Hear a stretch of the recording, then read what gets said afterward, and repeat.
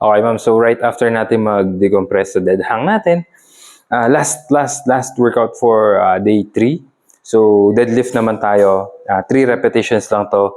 Yung pinakamabigat na kaya nating ilagay, na kaya nating buhatin sa deadlift.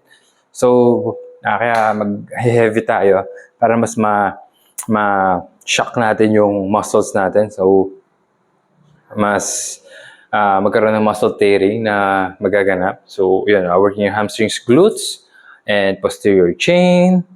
So, check. I believe around, 25 pounds or more yung kaya mong i-deadlift na bigat. Alright? So, check na lang natin din.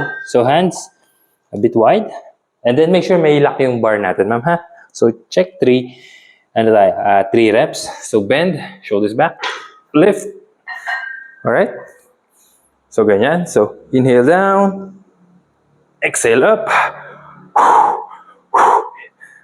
Take a few breaths sa taas. Tapos, inhale, inhale, inhale. As slow as you can. Then lift. One more. Up. Then, reset. Drop. Okay? So, yan. Magagamit mo dyan yung hook ng squat rack ninyo.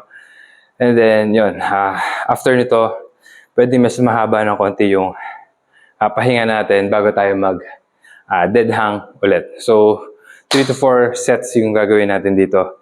And then, yun. That's it.